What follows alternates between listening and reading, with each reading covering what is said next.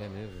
A tendência Talvez é aumentar, com uma mudança, talvez com o avanço de tecnologia farmacológica para controlar isso de uma forma diferente. Você viu? Pode ver, as medicações vêm mudando e evoluindo cada vez mais. Antigamente você tinha medicamentos que tinham aquela atuação poderosa no sistema nervoso central e era o que tinha. Agora você já tem os análogos de GLP-1, que é uma outra configuração muito mais tecnológica. É uma molécula muito mais moderna. Então, análogo de GLP-1, ele faz algumas coisas, né? Neurologicamente, ele diminui a tua sensação de fome por uma via alternativa do controle da fome, que é um negócio chamado trato solitário. Trato? Tá? Trato solitário. A gente tem a forma básica da gente controlar a nossa fome, Rogério, é um negócio chamado núcleo arqueado.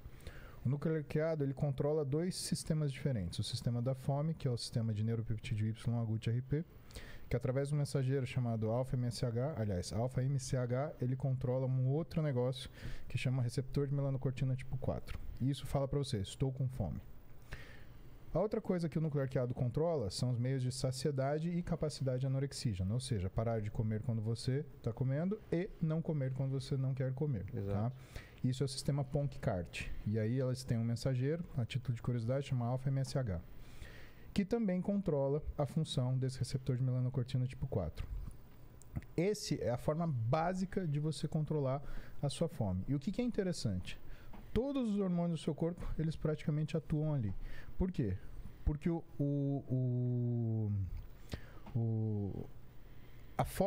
hormônio básico que acerta isso é o estradiol. Só que o estradiol, tanto no homem como na mulher, ele não é um hormônio produzido imediatamente. Ele é um hormônio que acontece secundário à aromatização da testosterona.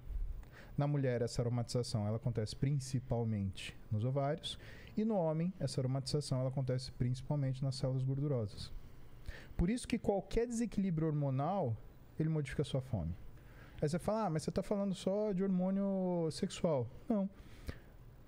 O TRH, o hormônio liberador de TSH, que é o hormônio que estimula a produção de hormônio tiroidiano, ele também é produzido naquela região do hipotálamo lateral. E ele também controla a sua fome. Então, se você tem tireoide desregulada, se você tem hormônio sexual desregulado, a tua fome ela vira do avesso. Agora, você imagina um amigo meu, por exemplo, que ele dorme tarde, tem hipotireoidismo e está com a testosterona baixa. Eu conheço esse cara. Esse cara é um cara muito... Sou eu.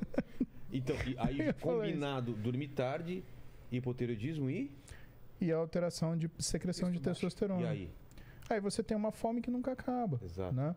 Principalmente... Uma fome que nunca acaba, um cansaço que nunca acaba. Não, cansaço, também, com ansiedade, parece que dá mais fome, né? Não sei se tem a ver. A ansiedade. Tem a ver. Você está preocupado com alguma coisa que vai acontecer. Sim, por quê? Porque aí a gente volta naquela conversa do núcleo de controle da sua sensação de recompensa, que é o núcleo incumbente.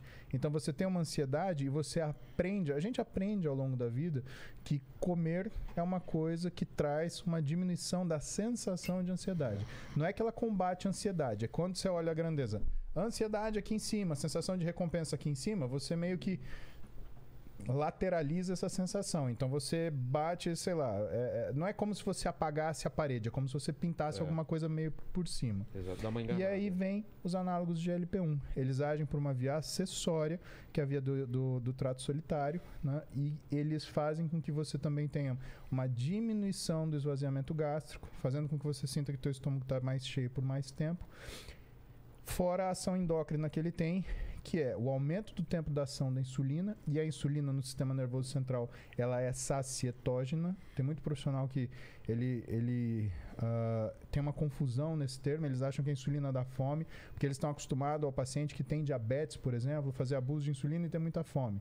Não é, mas nesse caso é que o paciente ele tem uma alta resistência periférica à insulina. Isso é um mecanismo de resistência hormonal, é outro papo. Mas quando o análogo de GLP-1 ele aumenta a ação, o tempo de ação da insulina, né, ele faz com que você tenha diminuição do que é a percepção de fome. Ao mesmo tempo, ele controla uma coisa muito importante, que é daí que ele tem uma ação tão importante do ponto de vista metabólico, de melhora de pacientes que têm diabetes tipo 2, por exemplo, que é o controle de uma coisa chamada produção de glicose endógena. É o quanto o seu fígado ele libera de glicose através da degranulação de glicogênio hepático, né? O fígado ele também faz isso, ele faz uma reserva de energia para a gente com base em glicose. Só que para ele guardar em glicose é muito grande, então ele faz como se fosse um colar de contas de glicose que a gente chama de glicogênio hepático. Se você libera isso muito na circulação, você tem aumento da sua glicemia. E muitas pessoas que têm diabetes tipo 2 não é porque comem errado, é porque elas chegam num nível de produção endógena de glicose que mesmo que ela fique sem comer, o médico que assiste isso, normalmente um endocrinologista, né, ele tem dificuldade de fazer esse controle. Por quê? Porque ele não consegue controlar o que é essa velocidade de degradação de glicogênio hepático. E aí você tem as grandes ações dos análogos de GLP-1. Então, um controle acessório da função da fome, um aumento da percepção da ação da insulina no sistema nervoso central, o controle da velocidade de esvaziamento gástrico, que dá a sensação mecânica de saciedade, e, finalmente, o controle de glicólise endógena. Mas, antes de todo mundo ficar curioso e sair comprando aí análogos de GLP-1, gente, pelo amor de Deus, isso é em pacientes que têm doenças de captação de glicose. Então, a gente está falando de pacientes que têm diabetes e resistência à insulina. Mais uma coisa é fato, né? Assim, esse medicamento está sendo usado para obesidade. Não tem como escapar. Mas tem, ele foi feito para isso. Ele tem sido liberado para isso. Não, e assim, a cada 10 canetas, uma é para tratamento de diabetes e 9 é para obesidade. Ah, eu desconfio isso também. Não, com certeza. Porque o que acontece? Muitas vezes o médico ele quer trazer a solução rápida para o paciente, para aderir o paciente a ele, entendeu? E aí ele, na verdade, vira ali o cara da receita, entendeu? Então isso é muito comum. Então, tecnologias farmacológicas novas vêm surgindo. Mas uma coisa é fato, Vilela, eu garanto para você.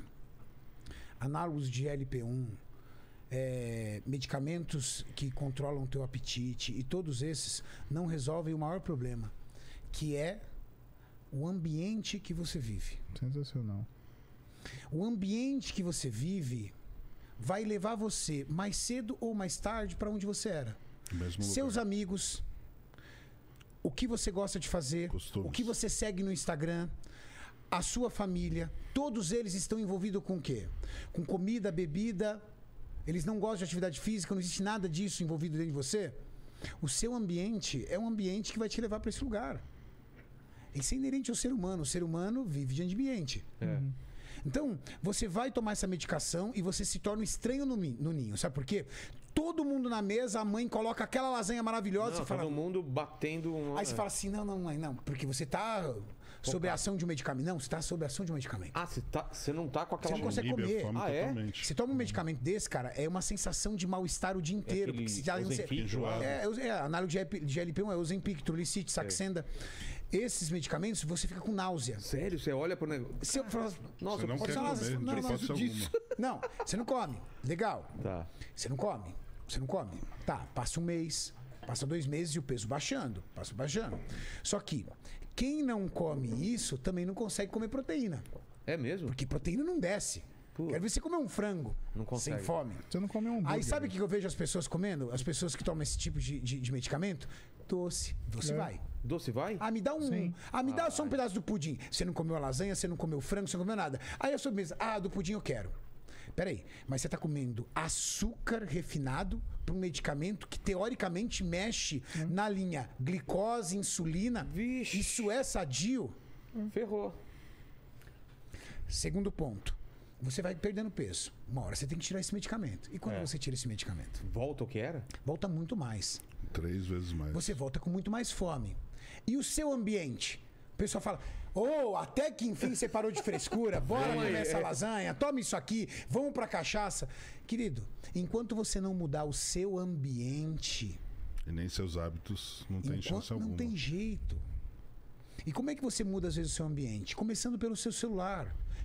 Limpa o seu feed de tudo aquilo que vai fazer com que você siga aquilo. Imagina um dependente de álcool passar o dia inteiro assistindo pessoas bebendo. Exatamente. Ou comendo. Imagina um cara que tá tentando largar o cigarro, ficar assistindo o tempo todo pessoas fumando e lá, gozando enquanto fuma. Não tem sentido, cara. Com a comida é a mesma coisa. Dadas as devidas proporções, a comida, ela tem uma afetividade muito grande, uma ligação muito grande em você também. E socialmente ela é aceita. E socialmente ele é aceita. No cigarro não, né? No cigarro você vai lá pro cantinho. Exato. Na cocaína você vai lá pro cantinho. Você vai pro cantinho? Não, você some, né? Você vai falar pros seus amigos, e aí, beleza, vamos dar uma cheirada hoje? Não dá, né? Dependendo dos amigos, não dá, não é verdade? Só que a comida. Não. A comida, você junta a família, você junta os amigos. A comida socializa. Total. Churrasquinho. Comida é fácil pra você cair. E comer é bom, cara. O problema é fazer disso todo dia. A gente não tá aqui crucificando a comida boa. Procura o Muzi domingo à tarde. Ele vai estar num bom restaurante com a esposa dele. Me procura num sábado à noite. Eu estarei num bom restaurante com a minha família. Procura o Julião com a família dele. Ele vai estar curtindo. Agora... Mas não tem um dia do lixo, assim, de vocês... Não é dia do lixo. Tem esse dia do lixo. Eu vou comer no restaurante e eu não estou preocupado com o dia do lixo. Não vou... Porque eu posso. Sabe por quê? Porque durante a minha semana eu tenho um estilo de vida. Eu tenho hábitos. Eu bebo água. Quantas vezes eu já coloquei água aqui no copo? Eu tomo água. Eu como vegetais. Eu como frutas. Faz cardio, treino. Eu faço cardio todos os dias. Eu faço musculação pelo menos 4 vezes por semana. Isso me permite que no meu final de semana eu seja uma pessoa comum. As pessoas olham pra gente e falam assim, bota uma pizza, você não vai comer, né? Por que não? Exatamente. Exato. Coloca uma sobremesa, isso aqui pra todo mundo, menos pro Cariani. Por que não? Agora, Como se você chegar pra mim e falar assim, segunda-feira tem isso aqui? Não preciso. Eu não preciso desse pudim na segunda-feira. Hoje é sexta. Eu não preciso pedir pizza na terça. Hoje o que você comeu? Acabei de comer aqui. Comi aveia, frutas e iogurte. E de manhã? De manhã eu comi aveia, frutas, whey protein, comi pão, mas, por exemplo, comi arroz, vegetais e carne. À noite você não iria num restaurante, eu poderia ir? Poderia ir num restaurante. Mas não necessariamente ir no restaurante à noite me fez quebrar o meu estilo de vida. Entendi. Não precisa arrebentar. E mesmo que eu queira cometer um abuso num dia, não vai mudar nada.